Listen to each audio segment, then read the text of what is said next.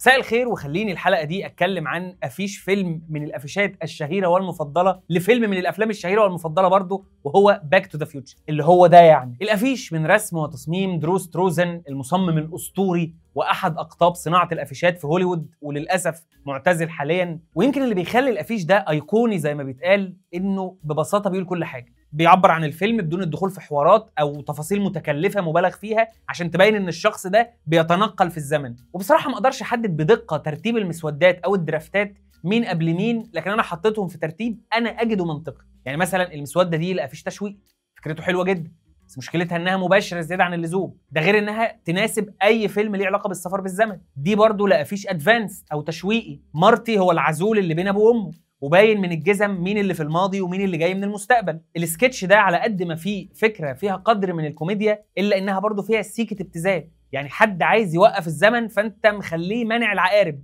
جايز يكون وصف ابتذال ده كبير قوي، لكنها في بسيطه. يعني الثلاثه دول كويسين جدا، بس مشكلتهم ان هم شكلهم كانه فيلم قديم، وفكرتهم برضه مباشره زياده عن اللزوم. ده ما بيقولش اي حاجه باستثناء ان كان مقصود يبقى فيه افكت كأن مارتي بيظهر، والكونتراست بين الخلفيه اللي هي في الماضي بالالوان الدافئه وصوره مارتي اللي اغلبها ازرق وهو جاي من المستقبل كان برضو بيخدم الفكره دي. دول برضو كويسين جدا، لكن تحسهم متكلفين زياده عن اللزوم عشان يعبروا عن فكره ان ده واحد بيتنقل بالزمن. في ده واللي كان ظاهر فيه الساعه اللي فوق المبنى، واتعمل نسخه مشابهه، وعلى ما اذكر دي كانت احد النسخ اللي نزلت في انجلترا، وكان فيها مزيج بين رسم الخلفيه والساعه وصوره فوتوغرافيه بتاعت مايكل جي فوكس وكريستوفر لويد. التقنيه دي اتعملت في بوسترات كتير مصريه ومن زمان على فكره، مش حاجه حديثه. احيانا بتتسمى الفوتو إلستريشن، احيانا بتتسمى الميكسد ميديا ستايل، وممكن تجاوزا تقول عليها يعني اقرب للفوتو باشنج، اللي هو بتجيب صوره وتبدا ترسم عليها وحواليها. في النسختين دول، ومش قادر الاقي مصدر مؤكد بيقول ان هم كانوا في مرحله التحضير للافيش، لكن لما بيتحطوا جنب ده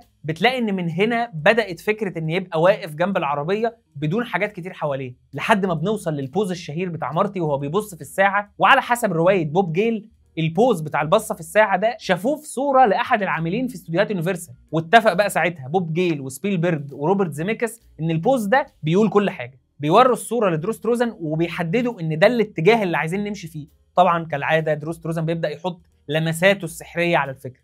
البوز بتعبير وش مارتي بيحسسك بالاستعجال وكأن في حاجه هتحصل او حاجه بالفعل حصلت بس مش في وقتها. ده بيخلق حاله من التوتر والفضول، بيخلي المشاهد اللي بيشوف الافيش يسال هو الجدع ده متفاجئ من ايه؟ ايه اللي حاصل معاه؟ او ايه اللي هيحصل؟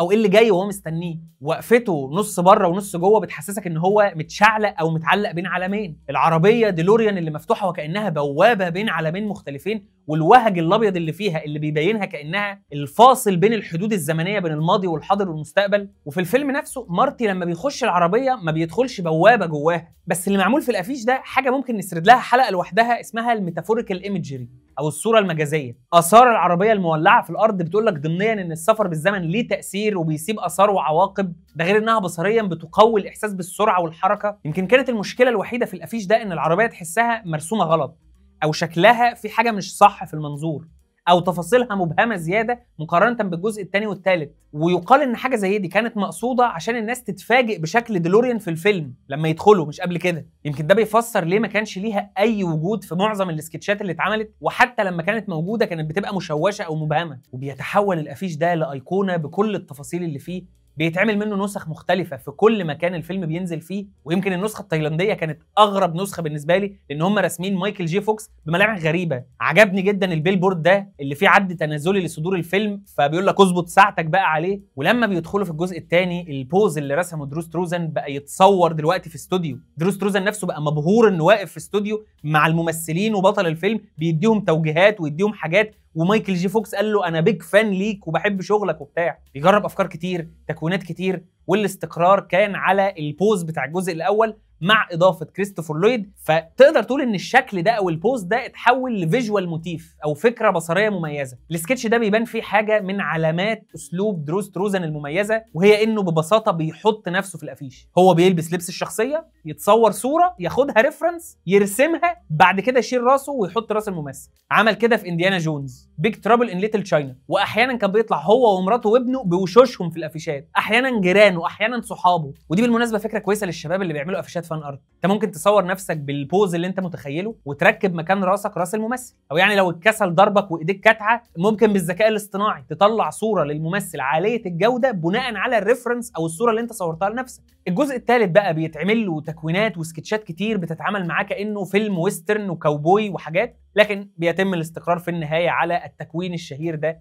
وفي اللحظات الاخيره بيقرروا عشان ده الجزء الثالث فيبقوا 3 شخصيات. شخصيه كلارا لازم تتضاف بعد ما كان الافيش خلص اصلا، فدروس تروزان بيرسمها لوحدها وبيقطع الرسمه وبيلزقها في الافيش عشان تاكد على الفيجوال موتيف بتاع عدد الشخصيات المرتبط بعدد الممثلين. فمش بس السلسله كانت ايقونيه والهمت صناع كتير من بعدها، كمان الافيش وتصميمه وتكوينه كان ايقوني، والبوز بتاع الساعه ايقوني بالفيست البرتقاني المائل للاحمرار ده واللبس الجينز وبتاع. يعني مثلا في مصارع ياباني انا اشتغلت على عروض كتير كان مشارك فيها ولا زلت بشتغل يعني، مشهور جدا اسمه كوشيدا. كوشيدا من 2012 الجيمك او الشخصيه بتاعته انه مارتي ماكفلاي الاسيوي، او يعني محب جدا لسلسله باك تو ذا فيوتشر، كانه نسخه من مارتي من عالم اخر. يعني مثلا في ريسل كينجدوم 8 بيدخل بالديلوريان هو واليكس شيلي، في ريسل كينجدوم 13 بيبقى فيه نسخه صغيره منه وبيجيبوا ممثل ياباني يعمل كريستوفر لويد ويكبره، وكل مره بيتبعت لي فوتو سيشن ليه من ساعه ما بدات شغل لحد دلوقتي بيكون واخد نفس البوز. من استعراض الافكار بتاعه الافيش ده محتاج اقول حاجه، ان مش دايما بيبقى متاح ليك فسحه من الوقت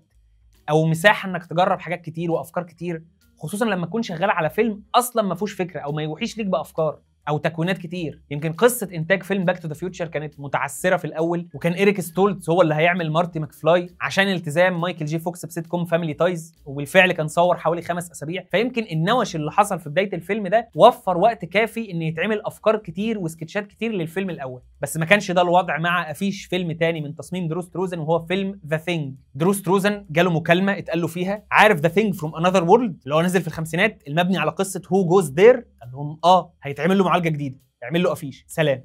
وعلى حد وصف مرات دروس تروزن انها كانت مروحه بعد ما جابت طلبات البيت، لقيته بيجري لابس الجاكيت الكبير والجوانتيات والهودي ومعاه الكاميرا بيصور الصور اللي هياخدها كريفرنس. مراته بتاخد الصور تحمضها وهو بيبدا يرسم، وفي خلال 24 ساعه بيطلع دروس تروزن الافيش الايقوني لذا ثينج، لدرجه ان تاني يوم لما الافيش بيوصل الشركه المنتجه بيبقى لسه ما نشفش. والافيش ده برضو انا معلقه ورايا لان هو يعتبر من اوضح الامثله للميتافوريكال ايمجري او الصوره المجازيه. اللقطه دي مش موجوده في الفيلم لان دروس تروزن ولا شاف الفيلم ولا يعرف حاجه عنه ولا في اي ماتيريالز ولا يعرف مين الممثلين ولا اللوكيشنز ولا اي حاجه، بس الوهج الابيض الكاليدوسكوبي اللي بيمثل الشيء المجهول اللي موجود في جسم الانسان ووضع الجسم نفسه اللي مخليه يبدو وكانه مسيطر عليه بصوره او باخرى. الصوره نفسها مش مريحه ومريبه وفي نفس الوقت معبره وبشده عن ذا ثينج، ايه الشيء اللي طالع من راسه ودخل ازاي. طبعا الواحد لو اتفتح في الكلام عن دروس تروزن بقى وافيشات ستار وورز وافيش مثلا جونيز اللي هو بالبرسبكتيف الخطير ده مش هنخلص، بس يعني قلت ايه ده كل اللي عندي عن افيشات باك تو ذا فيوتشر، من الافيشات اللي انا بحبها جدا لسلسله افلام انا بحبها جدا. هستناك تقول لي في التعليقات لو في سكتش او مسوده عجبك او كنت حاسس ان هو لا ده احسن،